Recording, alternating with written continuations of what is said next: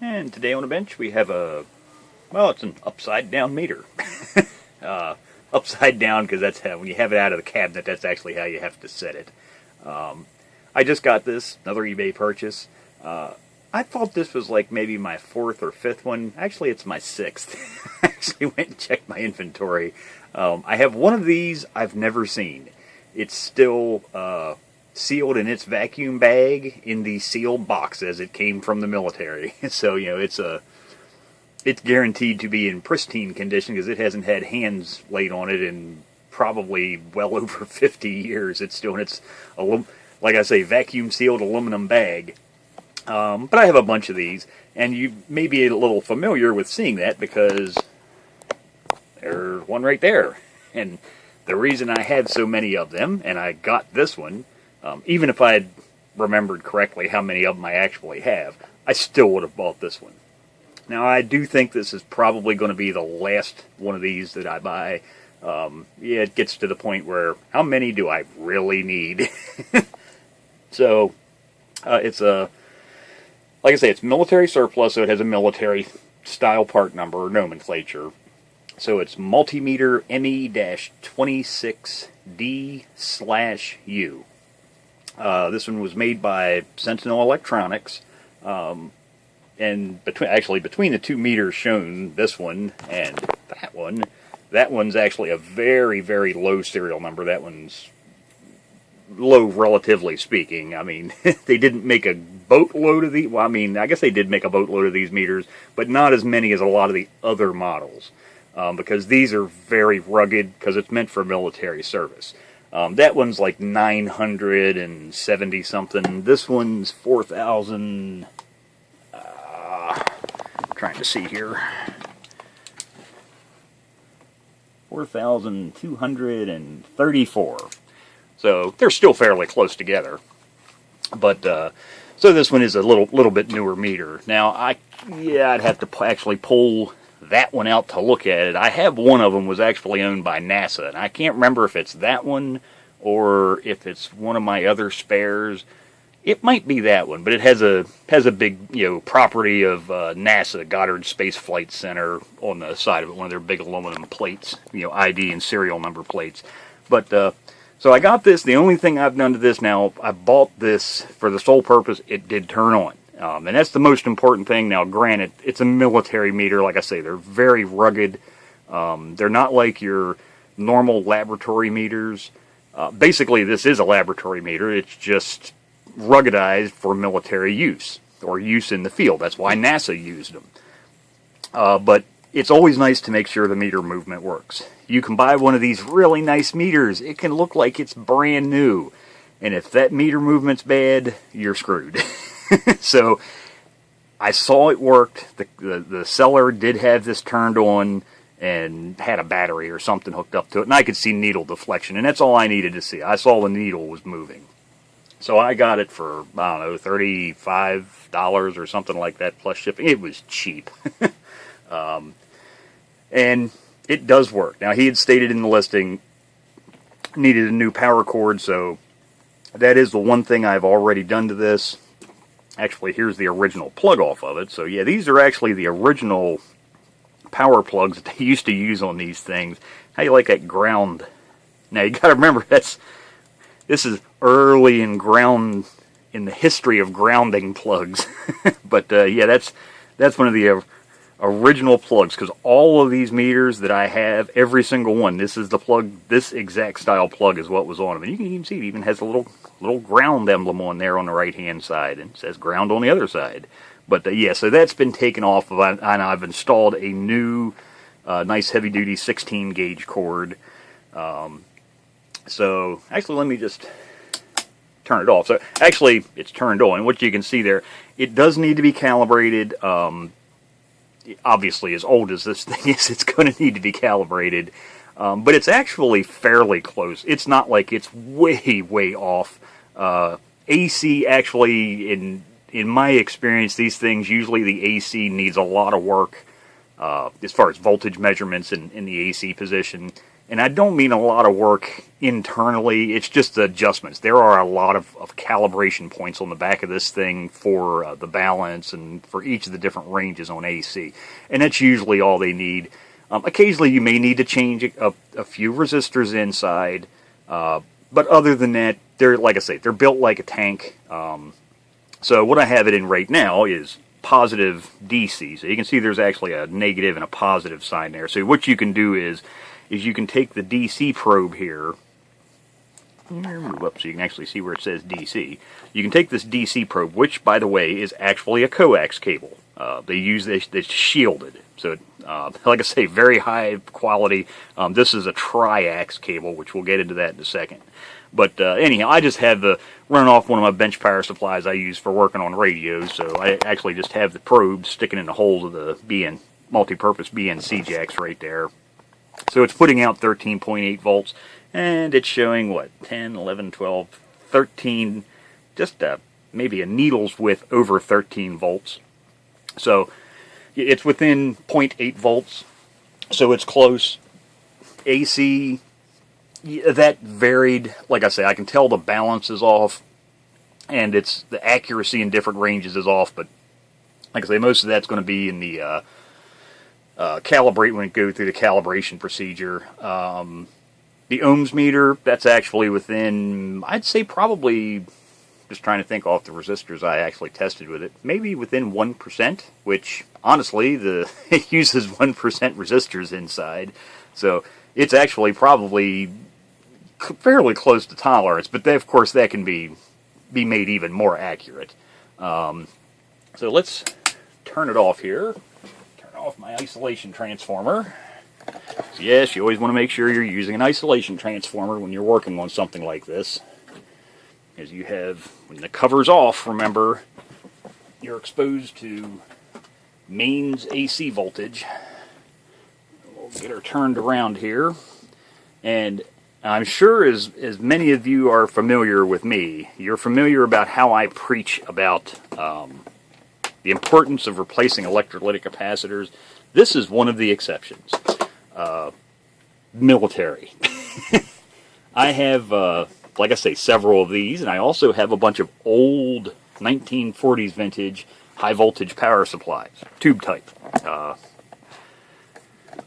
Some of those, actually, that one's got what, like 4 or 6 6L6s in it. I mean, it's just, God, that thing's, hell, it's wider than the camera view here. It's huge.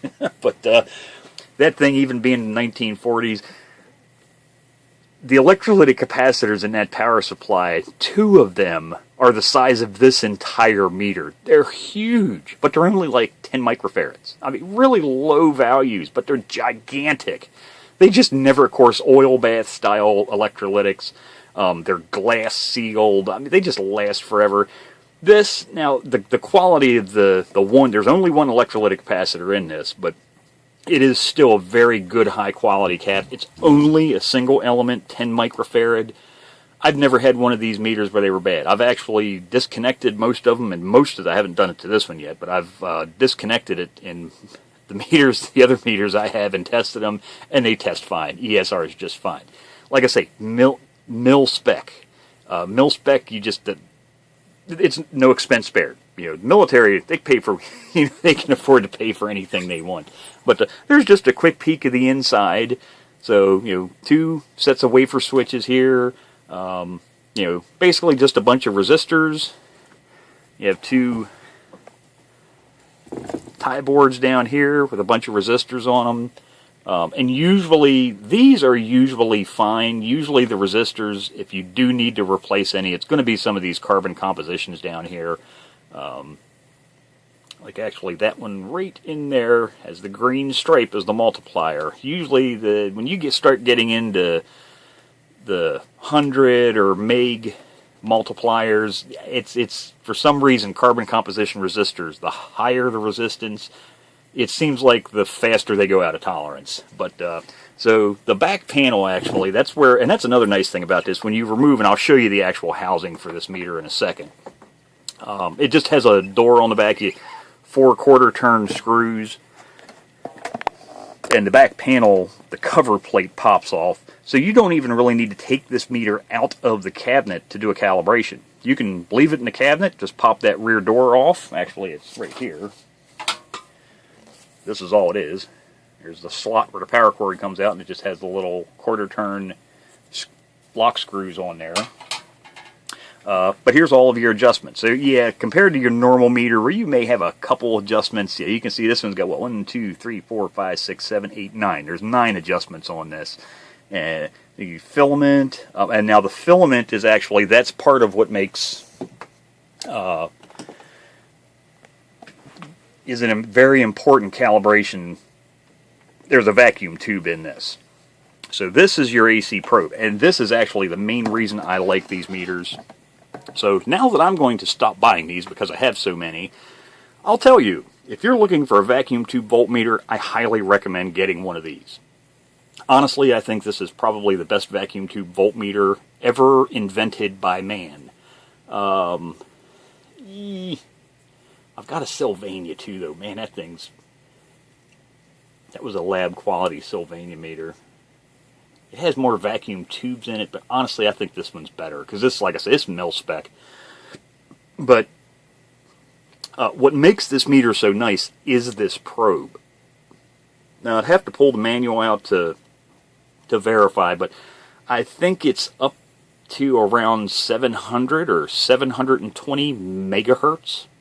You can accurately take AC voltage measurements up to, it's like 700 or 720 megahertz. That's huge. Try doing that with, something like that. Haha, yeah, good luck. Actually, try doing that with any vacuum tube voltmeter. It ain't going to happen. Yeah, this one will take extremely accurate measurements on voltage at extremely high frequency, and it will actually measure up into the gigahertz range. But once it reaches that maximum spec, the accuracy starts to fall off. And like I said, without pulling the manual out, I can't remember right off the top of my head, 700, 710, 720 megahertz. It's something that I never really have to worry about as far as using something like this on. But the reason you can take accurate voltage measurements up that high is because this probe, remember I said it has a triax cable. So here's this cable right here. So here you can see there's a lead, you can see there's a lead here, and you can see there's another lead. Well, yeah, why would there be 3 leads? Well, that's because this is, I guess you could call this an active probe. This is probably the world's first active probe, as a matter of fact. There is actually a little tiny iMac tube in here. Actually, I did a video, it's been some time ago, but I did one on those tubes. When you get those tubes, I got some spares. They came in a box the size of this meter. No shit, you can go back and watch that video. They're in a big, huge iMac cardboard box with like 1.5 pounds of packaging material inside, all to house the cap out here. That. It's a tiny little diode tube. Directly heated filament. Okay? So that's why they need 3 wires, because you can see the one of them comes up here to the tip. But, like I say, that's what makes this thing capable of being able to take measurements at extremely high frequencies. And what limits that frequency is that tube. That's the maximum operating for. Actually, a tube will go higher, but accurately, that's what gives it such a high operating frequency. Another reason to have one of these meters, extremely high input impedance. I think, again, don't have the spec sheet in front of me, so I can't say for 100% for sure, but I think it's the DC input impedance on these is something like 100 mega ohms. Most of your vacuum tube voltmeters is going to be 11 mega ohms. That's pretty much the standard. And usually what that's going to be is 10 mega ohms impedance in the meter, and I'll usually have like a 1 meg resistor in a probe or something like that. But I really don't ever use any of those meters because I use these. But now the one thing you have to be careful with when you're taking measurements, it's not so much being careful, but it's something you have to be aware of. If you're taking DC measurements with this meter and you're using something like a factory service manual on a radio, Sam's manual or something, you have to read the legend on the schematic. If it has voltage measurements to be taken when you're doing troubleshooting, if you look down in the legend, it will say that those measurements were taken with a meter, and they'll have a listing for whatever the input impedance of the meter used. So if you use 100 mega ohm, got to find the DC probe, this one. So if you use a meter that has 100 mega ohms input impedance to measure something that was measured with 11 mega ohms input impedance, it may be different, because your meter will not load down the circuit as much as the meter that they used when they did their testing for voltage measurements on that schematic. Now, honestly, once you get up to around 11 meg, the odds of you influencing a voltage measurement by adding more impedance is small. Most of if you're going to load down the circuit, so let's say we were testing this meter with that meter over there, let's say. So actually, let's say we had 2 voltmeters sitting here. We're using that one, a clone of this one, and another vacuum tube voltmeter. Take your pick, a Heathkit, old HP, doesn't matter, ICO, pick your favorite brand. Most of those are going to be usually 11 meg input impedance. And we're working on this. Let's say we're troubleshooting it, and we need to take a voltage measurement here on this resistor. Well, if we come in here with our probe and test with that meter over there, and then we test with another meter at that exact same point, we may get 2 different measurements. Because depending on what circuit, if it's a circuit that's very sensitive to impedance or having a load applied to it, it'll draw the voltage down because you're applying a load to the circuit. So that's why meters have high input impedance to start with. The reason these have such a high input impedance is because it has a lot less effect on a circuit. So you can accurately measure voltages in a circuit at their actual operating voltage without loading it down, because you're using an extremely high resistance, 100 mega ohms. But like I say, and honestly, the difference between a meter having an 11 and 100 mega ohms, the difference that's going to make on the loading effect in most circuits for the type of work most people are going to be doing, you'd probably never notice a difference, but it is something to be aware of. But yeah, I highly recommend these meters. If you can, like I say, now that I've pretty much got my lifetime supply, I don't need any more. So if you ever see any of these on eBay, have at it, man. They're well worth it. If you pick one of these up, honestly, for a couple $100, if they're guaranteed to work, it's worth it in my opinion. So this has 5 vacuum tubes, 1, 2, 3, 4, 5. Here's your transformer. You can see all these nice, really ultra heavy duty potentiometers. All of these are wire wound, as are all of the adjustments on the front for the DC, ohms meter, AC, 0 controls. I don't know if you can hear that, but these are all actually, they're the same as these back here, but they're wire wound potentiometers, so really heavy duty. Obviously you can see I have not cleaned this up yet. Still got lots of gunk on the outside. There's actually cobwebs on the inside.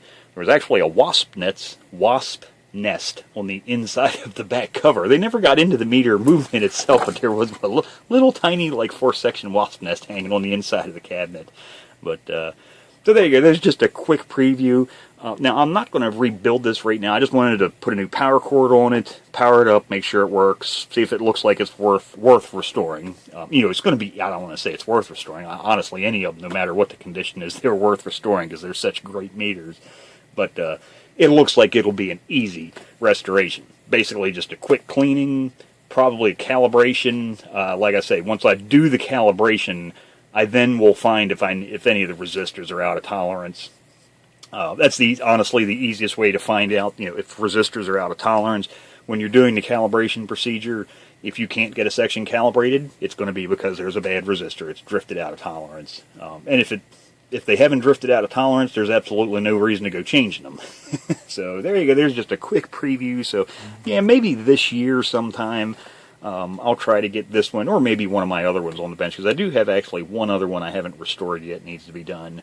But I'll try and get one of those on the bench. Like I say, there's not much to rebuilding it, and I'm probably not even going to change the electrolytic cap in this one. I'll test the cap, but as long as it tests good, probably going to leave it in there. Like I say, as much as I preach about changing electrolytic caps, this is one of those few exceptions. Mil-spec stuff.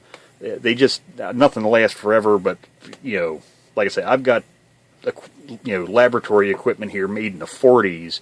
The caps are still fine in it, you know, but they're, hell, in the case of some of those things, they're probably 40, 50, 60 times bigger in size than the modern replacement for them. They're just, you know, God, actually, honestly, the capacitors and some of that stuff, just one capacitor probably costs more than an entire piece of test equipment does nowadays. They're built with such high quality.